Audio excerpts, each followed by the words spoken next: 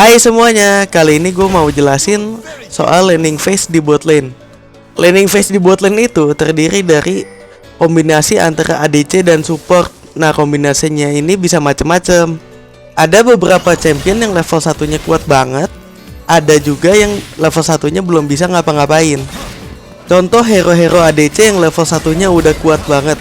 Ada Caitlyn, ada Varus, ada Akshan, ada Lucian. Dan ada lagi beberapa champion yang level satunya belum terlalu bisa ngapa-ngapain. Contohnya kayak Vayne, Tristana, Ashe, Jinx. Dan untuk support, ini nih beberapa hero yang kuat di level 1. Ada Karma, ada Thresh, ada Yuumi, ada Nami. Sedangkan champion support yang level satunya belum terlalu bisa ngapa-ngapain kayak Alistar, Pyke, Leona, Nautilus. Nah, tadi kan gue udah sebutin tuh contoh-contoh champion ADC dan support. Tapi perlu diingat, laning phase kalian itu semuanya tergantung sinergi dari kombinasi champion ADC dan supportnya kalian. Ada champion-champion yang level satunya lemah jadi nggak terlalu lemah karena sinergi sama champion yang satunya bagus. Ada juga champion-champion yang level satunya kuat jadi nggak terlalu kuat karena sinergi sama champion yang satu laginya kurang bagus. Nah, karena tadi pembukaannya udah, sekarang gue bakal jelasin bot lane itu bisa diklasifikasiin ke dalam beberapa jenis. Yang pertama itu ada bot lane poking, yaitu kombinasi champion ADC dan support yang tugasnya ngepok musuhnya. Yang kedua bot lane scaling, tugasnya cuma scaling doang, coba dapetin farm tapi nggak mati di lane-nya. Yang ketiga nih yang paling asik, bot lane adu mekanik. Bot lane adu mekanik ini biasanya kombinasi antara ADC dan supportnya kuat dari awal, jadi bisa berantem terus. Tugasnya apa? Ya tugasnya cuma berantemin musuhnya doang. Nah, karena pembagiannya udah, sekarang gue mau ambil contoh kasus in-game-nya. Kasus yang pertama bot lane poking. Di sini bisa dilihat bot lane gue Caitlyn sama Malphite. Caitlyn sama Malphite ini pokingnya kuat, dari level 1 range-nya sama-sama jauh. Sedangkan musuh gue Samira sama Thresh. Thresh-nya udah kuat sih dari level 1, tapi karena temennya Samira, walaupun Thresh-nya nyoba maju-maju, Samiranya nggak bisa follow up karena range-nya lebih kecil dari Caitlyn sama Malphite. Jadi, dengan ini bisa disimpulin kalian bisa ngepok seenaknya di lane dari level 1. Ini kalau kalian perhatiin di sini, gue lebih sering nyicilin Thresh-nya ketimbang Samiranya. Kenapa begitu? Samira walaupun gak dipok, gak bisa maju sama sekali dia lawan Caitlyn Malphite.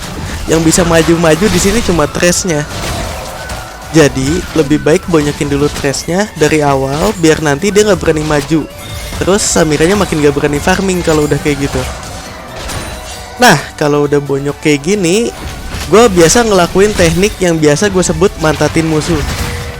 Kita bisa berdiri di depan atau nempel sama minion kita, jadi musuhnya mau ngedeket juga udah takut.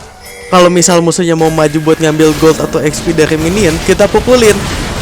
Alhasil mereka jadinya makin bonyok dan gak bisa ngambil minion kecuali mereka pulang atau ambil buah. Oh ya, keep in mind kalau kalian di blue side rata-rata jungler musuh itu start merah, yaitu dari atasnya kalian dan bakal sampai bawah di sekitar menit 2. Jadi hati-hati kena geng ya. Kalau di sini kalian yang gak disiplin, kalian lupa misalkan timingnya, terus musuhnya datang ngegeng kalian terus kalian mati, itu yang salah kalian. Bukan kalian kena geng karena emang timing jungle-nya ada di situ terus kalian mati, kalian salahin jungle-nya kalian gak datang. Oke, kita go next. Contoh keduanya gue ambil contoh bot lane scaling. Di sini gue main Vayne sama Nami, musuhnya Lucian sama Orianna. Tujuan kalian di sini itu farming karena Vayne itu hero scaling. Walaupun Nami kuat di level 1, tapi Vayne belum bisa berbuat banyak di awal. Sedangkan musuhnya ada Lucian sama Orianna. Orianna tuh range-nya lebih gede dari Vayne, bisa ngepok ke arah Vayne, dan Vayne gak bisa ngapa-ngapain buat ngebalesnya. Lucian pun walaupun range-nya kurang lebih sama kayak Vayne, tapi begitu diadu sama Vayne, damage-nya jauh lebih sakit di awal. Jadi ingat, tujuannya bertahan hidup sebisa mungkin, gak bonyok, dan ambil farm.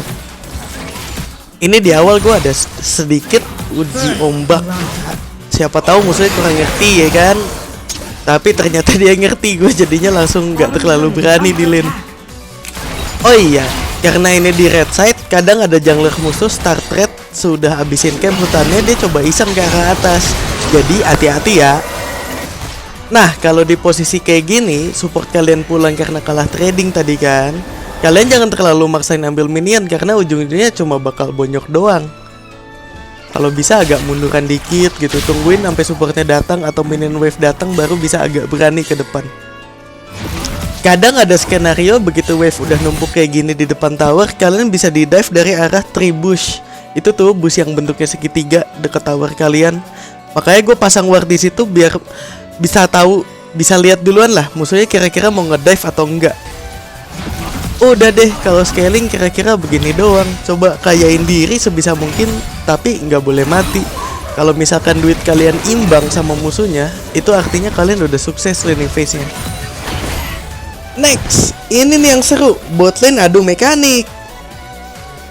Di sini gue Aksan sama Rakan, musuhnya ada Ezreal sama Leona. Action Rakan tuh dari level 1 udah kuat, bisa berantem. Caranya tuh Rakannya angkat orang pakai skill 2, terus tinggal di follow up sama skill satunya Action, skill 1 pukul. Sedangkan musuhnya Ezreal Leona, Ezrealnya level 1 cuma bisa ngepok, Leonanya belum bisa ngapa-ngapain di level 1. Nah ini nih yang gue bilang, dari level 1 udah kuat, bisa trading cari ribut sama musuhnya. Begitu level 2 ke atas, ini tuh udah tinggal adu eksekusi sama musuhnya. Siapa eksekusinya lebih rapih di lane, dia yang menang.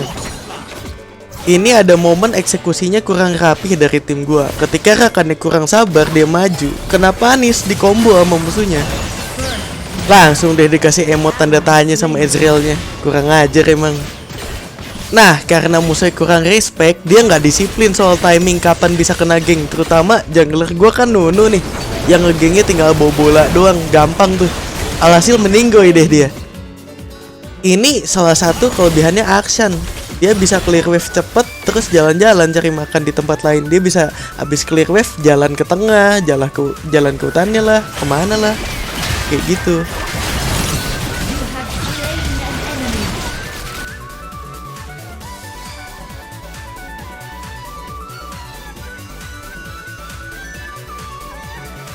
Begitu udah level 5, udah tinggal diadu lagi tuh mekaniknya. Di sini kebetulan tim gue ada TF dan dia lihat daerah atas lagi berantem, dia jadi ulti buat follow up.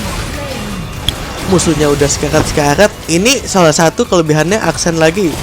Dia tuh kalau ulti kena minionnya kena satu peluru doang langsung hilang, jadi wave-nya langsung bersih.